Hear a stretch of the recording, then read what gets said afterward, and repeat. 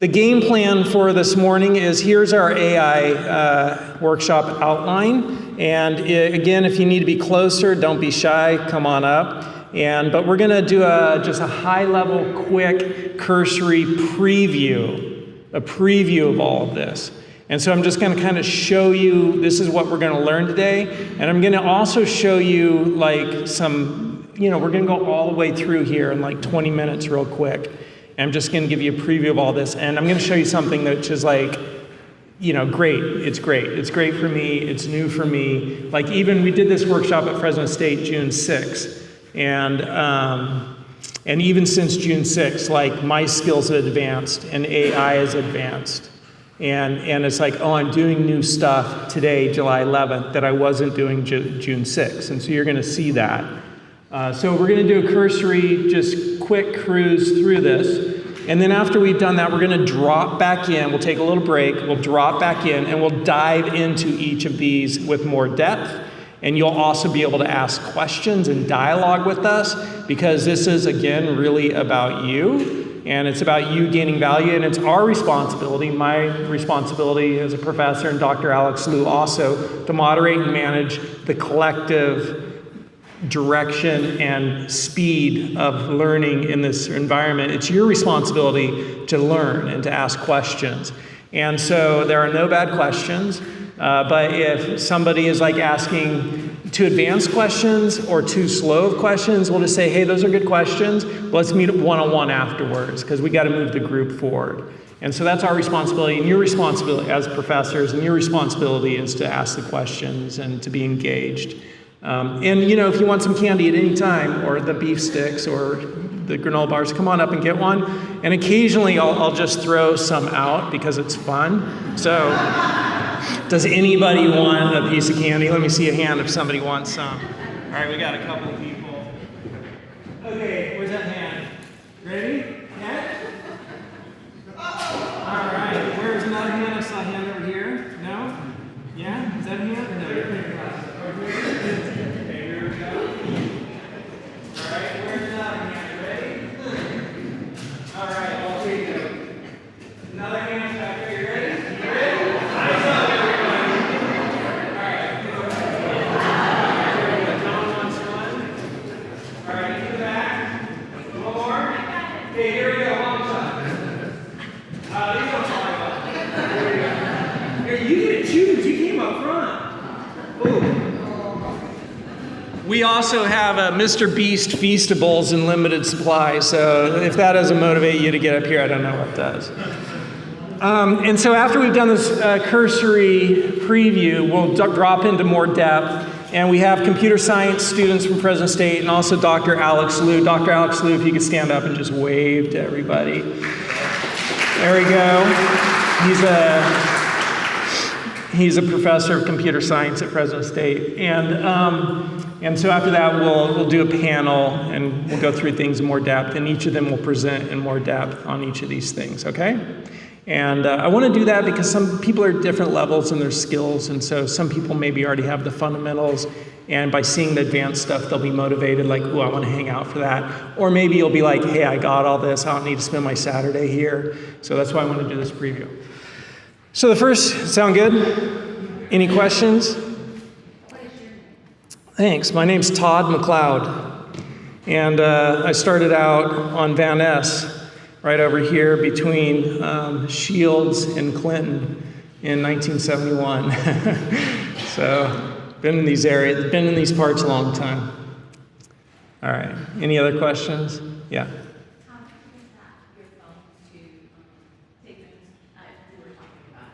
Oh, you just, on Android, there's a recording app. I imagine there's something also on Apple. But you could go into the recording app. So I just go down here and I swipe up and scroll down and then look for R, and there's the recording app right there. Kind of the top left there. You can see it. Yep. Any other questions? I don't know. You'll have to figure that one out afterwards. I have that same conversation with my family, like, why are you guys on iPhones?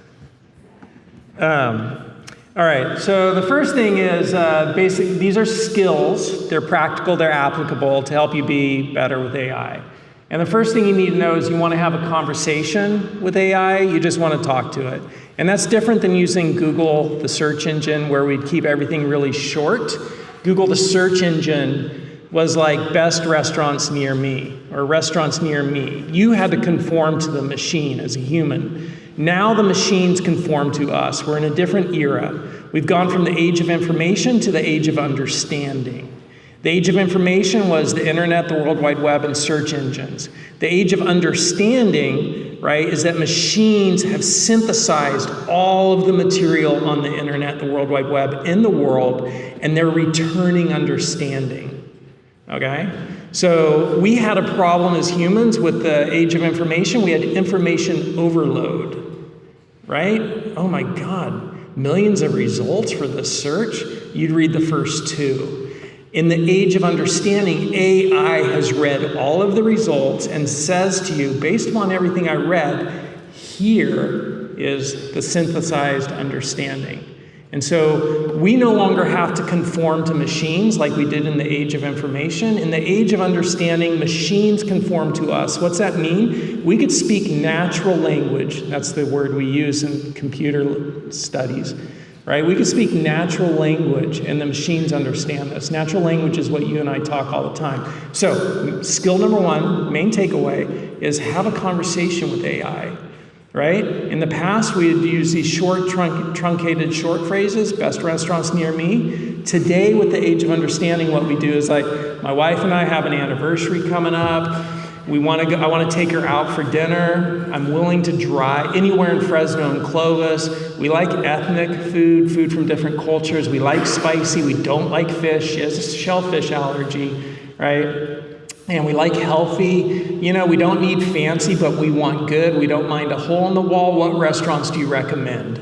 Like literally that kind of a rambly, disjointed, weird, different mind dump, right? Like I'm talking right now with you and you're understanding. I just put that into the AI, any of the AI chat bots, and it understands it and returns understanding from all the synthesized results. So how many people are already doing that? Let me see your hands.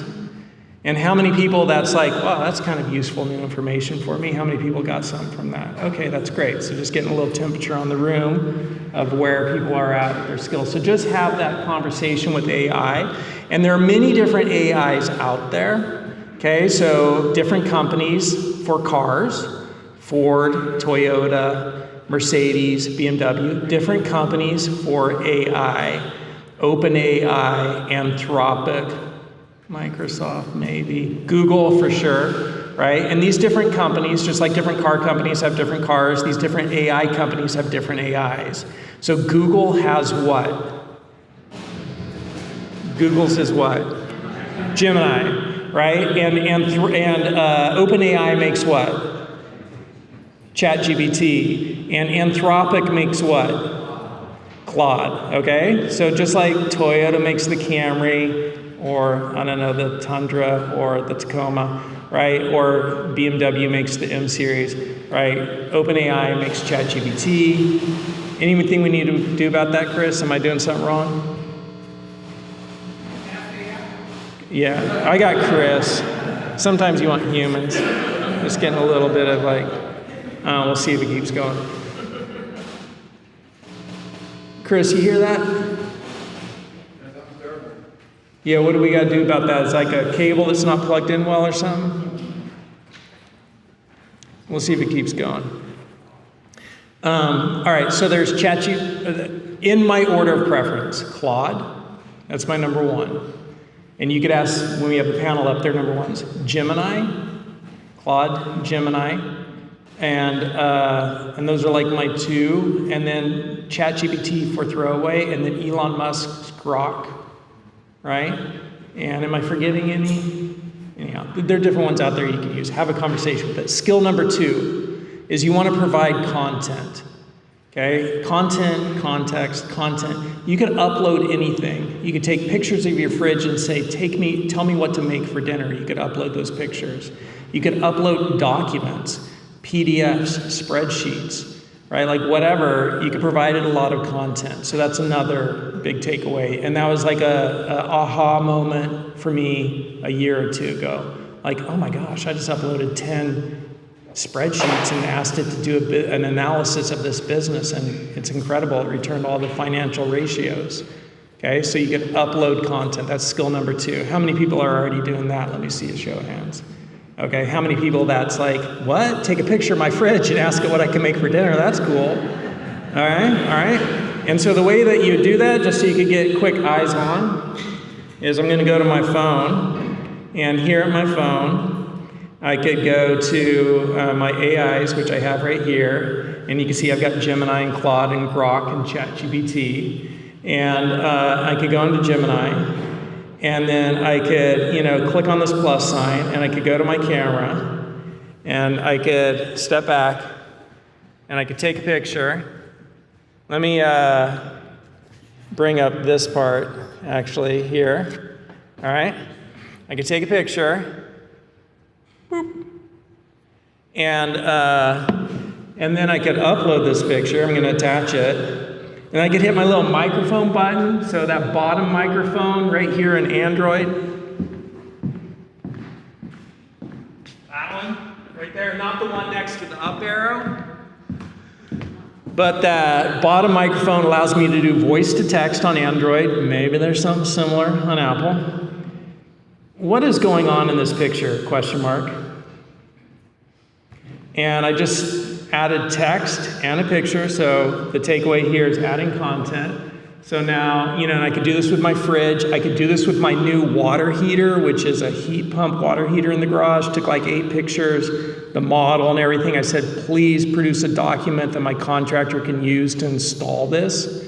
And produced a document like here, the installation instructions, right? It understands everything, age of understanding. It already knows the manual for that model. Produces this document, I print it, I give it to my contractor. Here's how you install the water heater. Just FYI, I had the AI make this. You probably know what you're doing, but it's a checklist for you, right? And he's like, oh, this is cool. There's some good stuff in here. It's like, okay, quality control, make sure because how many people have had the experience of hiring somebody to do something to your house and you later find out they didn't do it right? Right? Yeah, right? So the photos captured from the speaker's point of view behind a wooden podium looking out over an auditorium. The laptop is open on the podium, prominently displaying a Google Doc with heading AI workshop, right? Like how many people are kind of like, holy crap, that's amazing. And how many people are like, I already got that. Okay, good. So that's good. So we're just kind of getting your skill set here. And then prompt emphasis. So prompt emphasis is that, I just got to double check, make sure I'm talking. Okay. Prompt emphasis is, AI really works well now today because it learned to look for what's important in what's being said.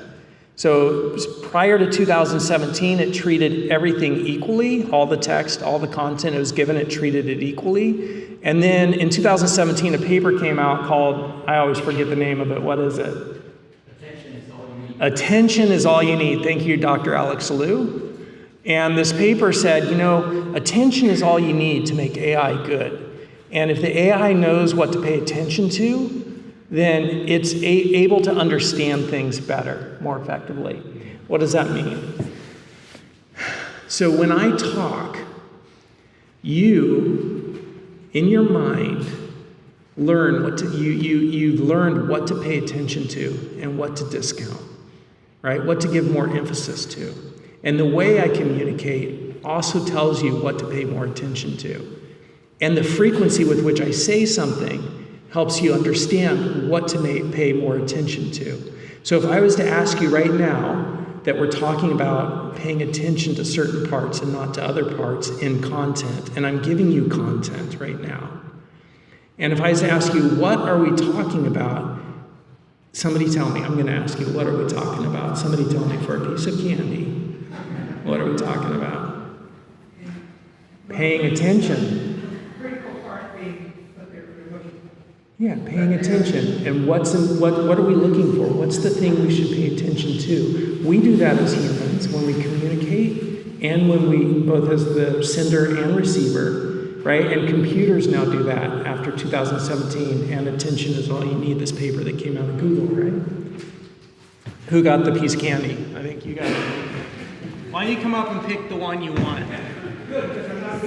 All right, come pick the one you want. And if there was somebody else who said it, come up and pick the one you want too. All right. And so that's what computers do. And here's the opposite. This is what it was like before 2017. And I just can't do this impromptu, I don't think. But for whatever reason, this is the poem that comes to mind for me. And here's a little insight into my psyche. Forgetting poem by Billy Collins. I'm going to read this, Forgetfulness. I'm going to read this kind of like, without giving emphasis to certain parts. And notice how hard it is to understand. And then I'll contrast that by giving emphasis. The name of the author is the first to go, followed obediently by the title, the plot, the heartbreaking conclusion, the entire novel, which suddenly becomes one you have never read, never even heard of, as if one by one the memories you used are, right? You're like, I don't know what to pay attention into that stream of words. Now listen to it. The name of the author is the first to go, followed obediently by the title, the plot, the heartbreaking conclusion, the entire novel, which suddenly becomes one you have never read, never even heard of. Right? Like a total. How many people want to hear the rest of the poem? Raise your hand. Anybody? All right, well, you can look it up later. I love this poem. Billy Collins is a poet laureate, and he has some great stuff. Forgetfulness is one of my favorites. Another one of his great poems is called Another Reason I Don't Own a Dog. But you could hear in communication the importance of attention, both as a sender and the receiver, and it's the same with AI, okay? So we want to give our prompts emphasis, however you do that. Give your prompt emphasis. And what that can look like is like this, right? You could use something called Markdown. We're going to go into this in a little bit more detail, right? And you could say context. And this Markdown here is a heading, right? And notice this is all capitalized. And my goal with Markdown saying this is important, right? And then you could also use some XML, like if you have data or something if you want. But this is starting to tell the AI, here's what you should pay attention to. It'll figure it out even if you don't do this stuff. And actually, as AI gets better and better, you need to do this less and less. But it's still helpful for the AI to really notice this is the goal in capital letters, right? So you could also do these little stars here to make something bold on each side. So we're going to go into that in more detail and depth. How many people are already doing this in your prompts? Raise your hand. Okay, so this is great because now we're going into territory where I'm not seeing any hands coming up, which tells me you're going to gain some skills which are going to make you more skillful with AI. And as you become more skillful, you become more skillful. Your whole life becomes more skillful. And then the next really big insight is prompting for a prompt. What does that mean? Let me just show you. And I talk faster than I type. So I'm going to go here. And it's just I gotta show you. Boop. There we go. We're back on my phone. Maybe. Come on, phone. There we go. Nice. And I'm gonna click that little microphone in the bottom right above the P, and I'm just gonna talk to it. What should we learn about? Let's say I need to do some market research. Anybody got a business in here? Raise your hand. You want an example? All right, I saw your hand first. What's your business? Yeah. A what? Massage and tech? Yeah, 2 different businesses. Okay, let's go with, what's your tech business do? It's just websites now. You build websites for people? Yeah. Dude, that's awesome. Because now you're going to learn to use AI to do that? No. Okay, you're going to learn some good stuff. Do you have a client that needs a website right now? Not at the moment, but I can for another. All right, so the skill we're learning here is prompting for a prompt. And so instead of just giving AI a prompt to do something, I'm giving AI a prompt to write a prompt for me. And then I'm going to take that prompt it writes, because it's going to write the prompt better than me, and then I'll run that prompt. You understand that? Say aye. Okay, so here it is. I want you to create a prompt for me. And notice I put prompt in capitals, right? I might have even done the whole phrase create a prompt, okay? This prompt is to do market analysis on people who create websites in the Fresno, California area, period. This is for a friend who owns a company that creates websites for people, period. I want her to understand how to more effectively run her business of creating websites for people. And to do that, I want her to understand, to be able to understand the Fresno market for creating websites. What do people charge? Who are the customers that she should be going after? What are the big pain points that people face? I want you to do that. Market research, customer discovery, finding the ideal customer profile. I want you to do all of that. That's what I want the prompt to do. So write that prompt for me that I could give to any AI to do that. And when you write the prompt, return the prompt that you give me using Markdown for emphasis. And my main goal for my friend when she runs this prompt is to be able to get better, higher paying customers for her business of creating websites for people, period. Does that make sense, question mark? Let me know if you have any questions or need any clarification, period. And please use all of your knowledge, skill, and intelligence to improve this in whatever ways you think are applicable and relevant, period. How many people hearing that prompt, you're like, holy cow, I've never really used AI that way? Raise your hand. Okay, good. So part of what I'm doing there is I'm just like offloading. I'm one, having a conversation. I'm two, using emphasis, right, in the prompt. I'm three, mind dumping, part of the conversation. And four, I'm asking for a prompt. I'm prompting for a prompt. And it's just rambling, right?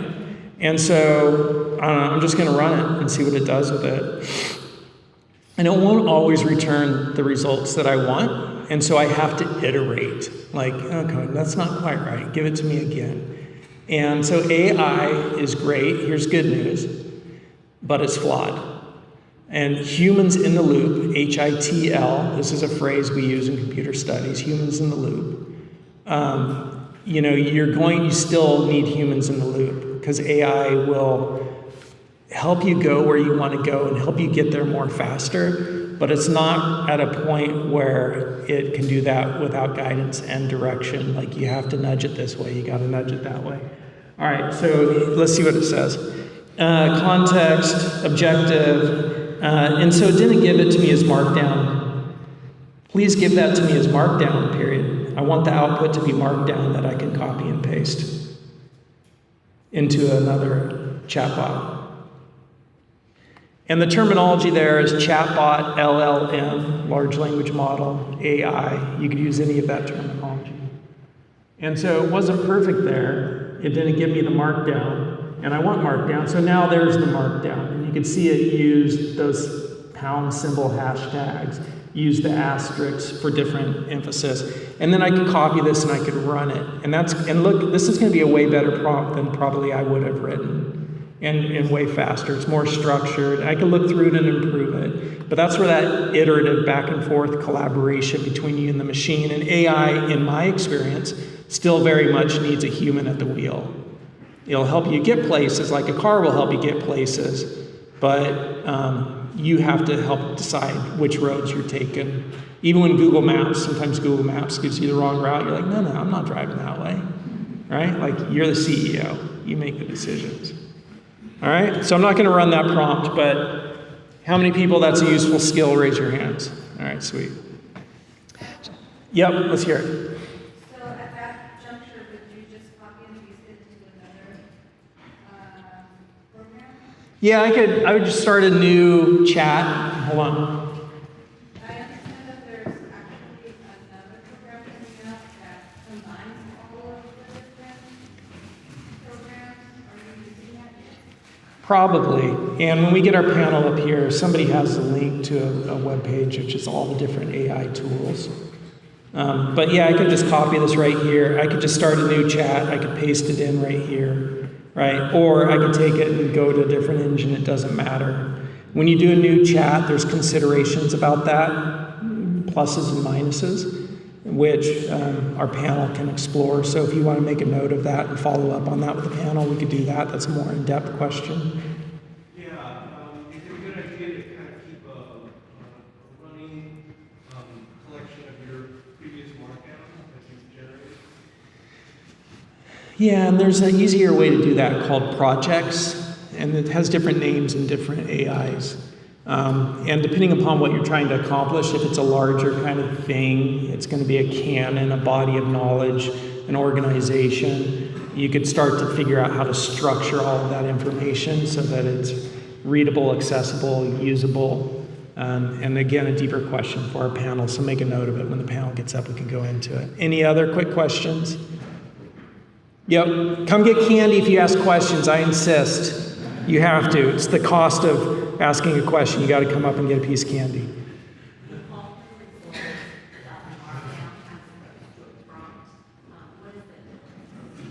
Markdown is something you use to, like, it's the computer equivalent of bold, italicizing headings, but with computer language. It's super easy. We're going to learn it when the panel comes up. Somebody will show it to you. But Markdown is used on prompts. Good question. You have to come get a piece of candy or a beef stick or something. You asked a question. You have to come up. That's your punishment. All right. The next thing is prompting components. And so prompting components are, and this is my term. You could also call it structured prompting. Prompting components are things you could add to prompts. So if you look at, oh, sorry, you can't see. Here you go. Prompting components. We're on skill 5. Okay, structured prompting. And if you look at this prompt that I just did right here, right there,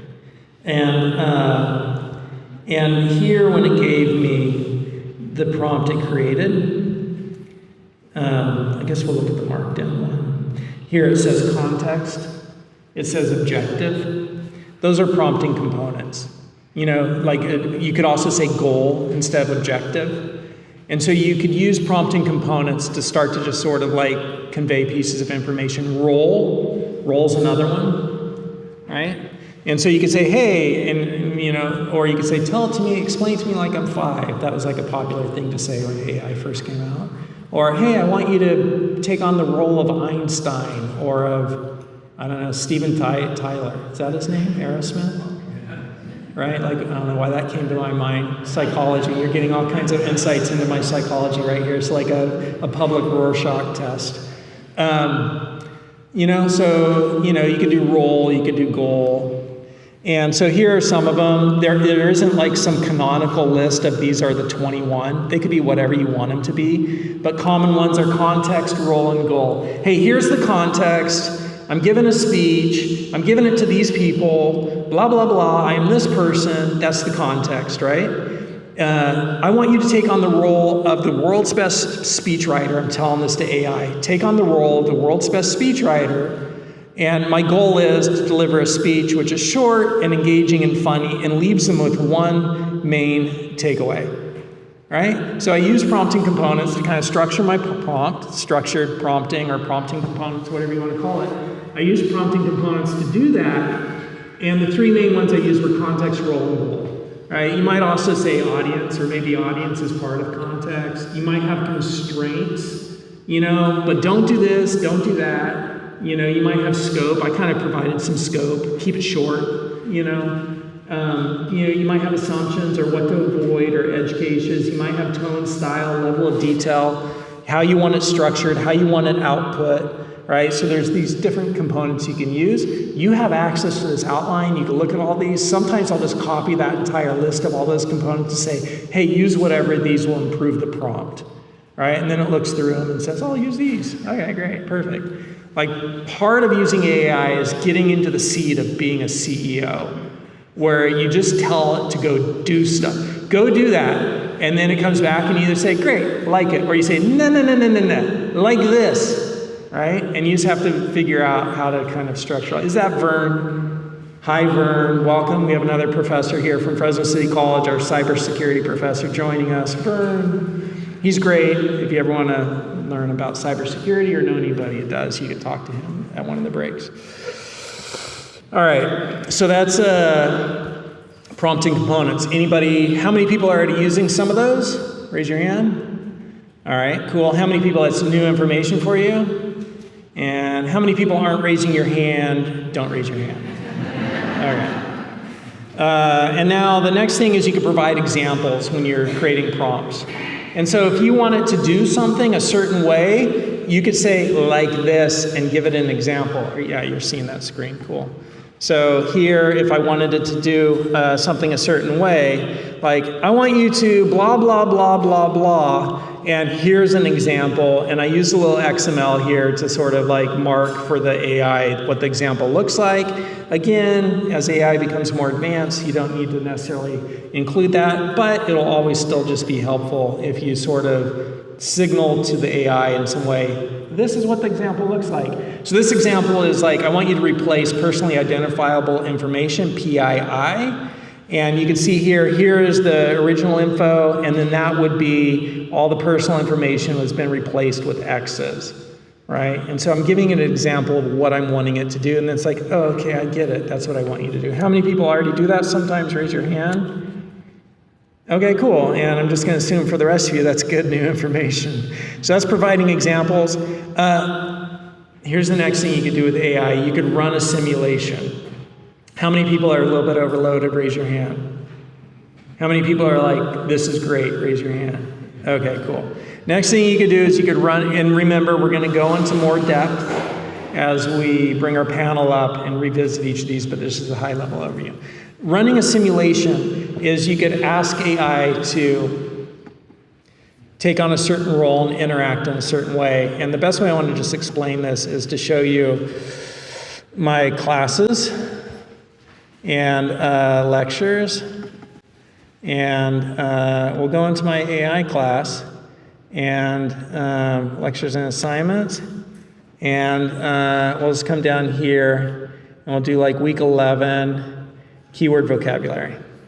Okay, so AI produced this document, and it helps the students learn the keywords they got to learn for this week. And one of the most effective ways to learn new vocabulary is through interactive dialogue. Having someone explain ideas, give examples, check your understanding, and quiz you on what you've learned. In this assignment, an AI chatbot will serve as your personal vocabulary tutor.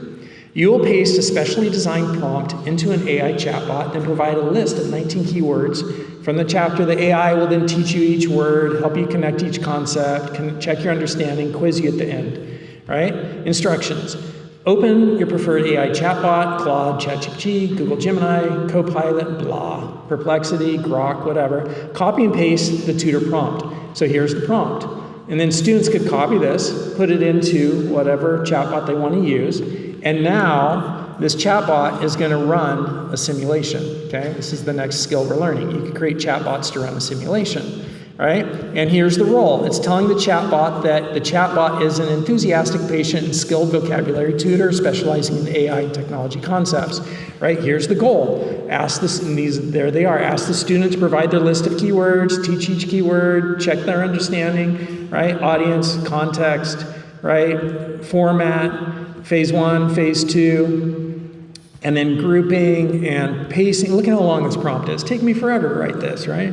Phase 3, phase 4, phase 5, tone, constraints, right? And then the output of all that, and here are the keywords, and then the output is the students have to upload a link to their chat, and it produces a summary report. So you could create a prompt, you could ask the AI to create a prompt where it runs a simulation and serves the role of a tutor or somebody who's onboarding a new employee at your company, and I want you to onboard the new employee, and these are the 12 things they have to know. I want you to make sure that they know them, and here's the employee manual. Or I want you to each week with my Salesforce at my company, or for me as a realtor or a salesperson, each week, let's just say Salesforce at my company, I want you to run a simulation, right? That's what we're learning here, run a simulation. Create a prompt for each of my salespeople each week, run a simulation where they're interacting with this type of customer, that type of customer, somebody who's hard to close, somebody who's a difficult customer, somebody who they have to try to upsell. And so for each week, every Friday, my Salesforce gets a new prompt they got to run, and for 10 minutes they interact with AI, where AI is simulating the role of this customer, this other customer, upselling. And so the AI will work with them in a simulation fashion. How many people that's like, oh wow, that's cool, raise your hand. All right, good. So that's, one of the things about AI is it's this very general tool, okay? It's, I don't know what the analogy is, but you have to say, focus it down, do and be this, right? This is what I'm going to apply this general tool as. And that's what the prompting does. It takes this very general tool and tells it what to accomplish. All right. Skill number 8, voice prompting. You've seen me using that. I'm just talking to it. Great. You got that skill, right? I go into my phone, I hit the microphone, I talk to it. Great. That's skill 8. Skill 9 is audio recording. Okay, so I'm already recording this class. You saw that? This workshop, right? Like that is recording right here, right? And then at the end, we're going to upload that transcript into AI and get the lecture notes. So that's a useful skill.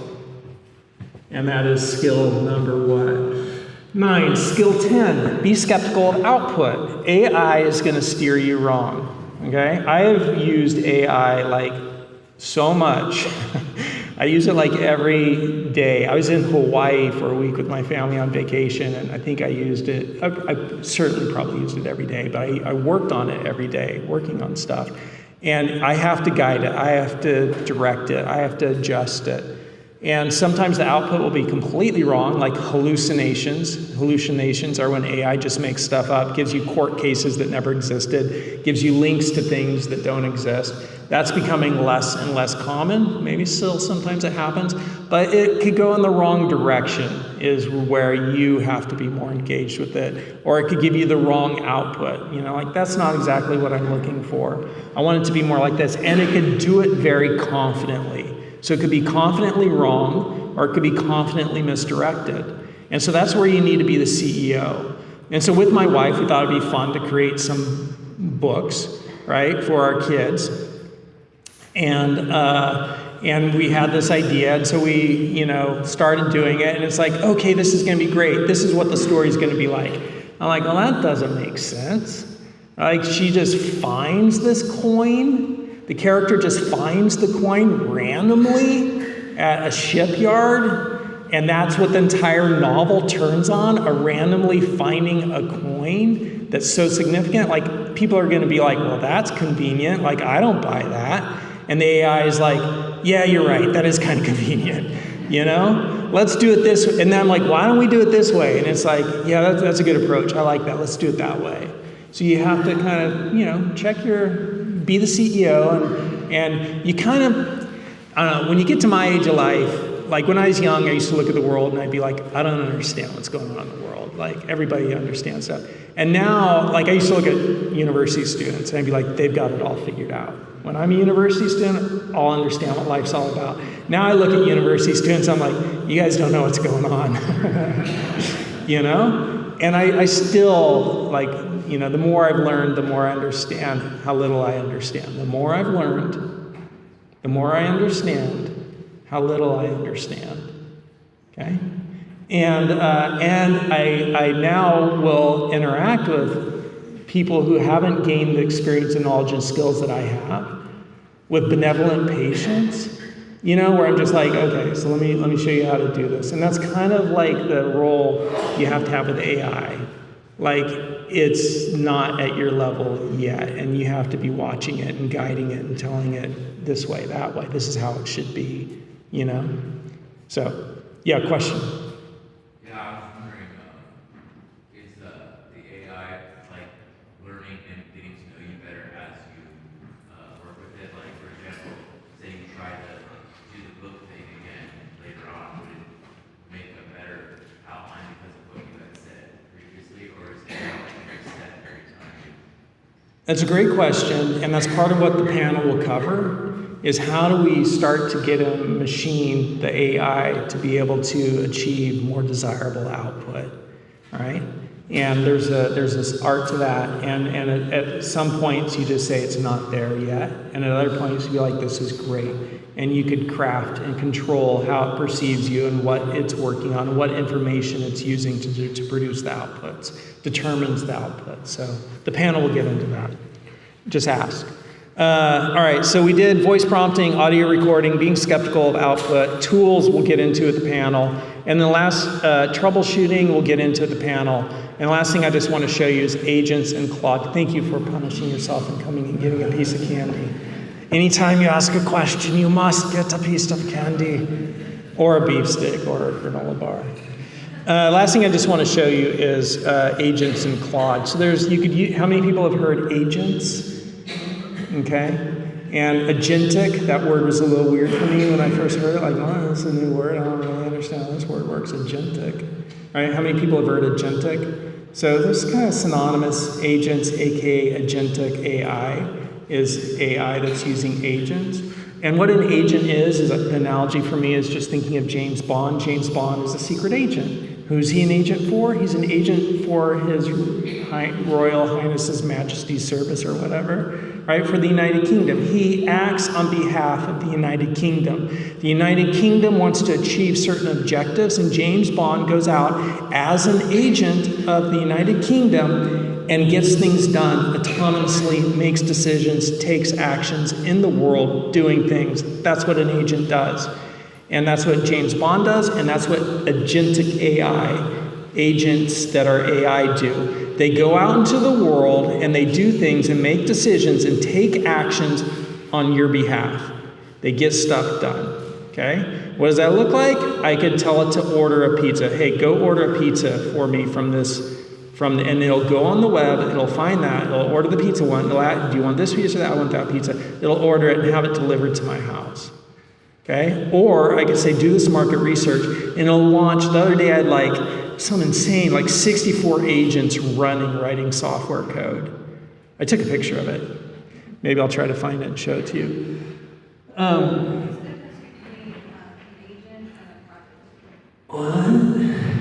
What was your question? Agent versus a project. Projects can use agents.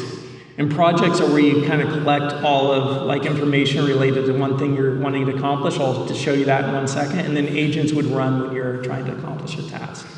You have to come get a piece of candy or a granola bar or a beef stick. Come on, that's the rule, let's go. All right, so for agents, I use something called Claude Desktop. You could go to the web and you could download Claude Desktop.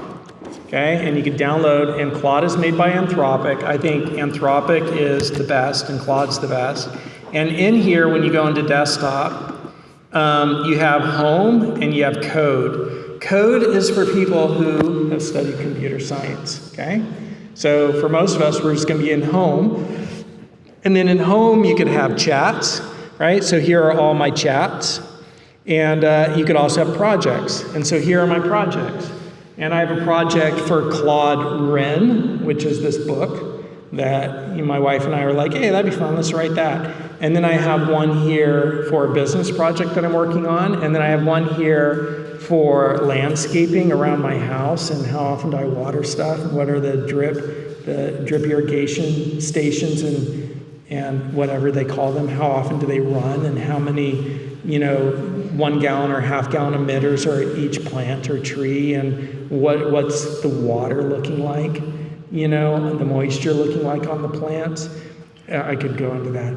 And then my daughter wants to be an actress. She's 10, and she's taken a bunch of different acting workshops and summer camps, and then she's like, I want to start applying for roles in movies and stuff in Hollywood. okay, let's do it. She has her first casting call in LA this Sunday. We're excited. But I put together a little project here with her resume and information about all that. So that's all being tracked. So we can just go in there and all the knowledge, all the information related to her and her acting stuff, it's all in that project, all in that container. So when I go in here, right, and I start to interact with it, I could be like, I don't know, here's like, right, like I was like, hey, create a submission note for this, and I paste in the role, and then it gives, a submission note, which I copy and paste into the website where actors go to kind of audition for roles, apply for roles. And so, we'll look at these projects in more depth.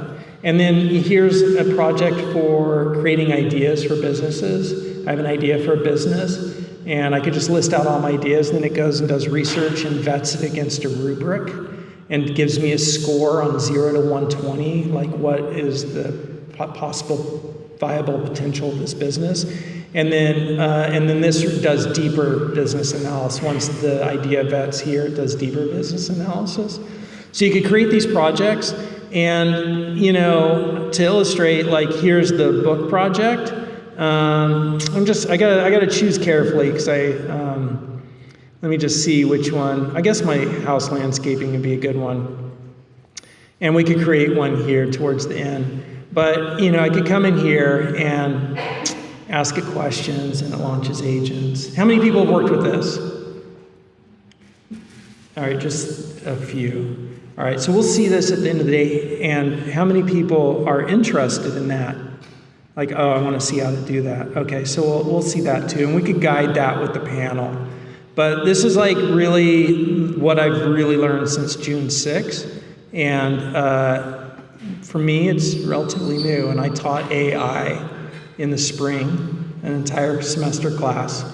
And I was like, I haven't quite wrapped my head around this, and this is really what I've done the last 4 weeks, is all this stuff here. So we'll see that too.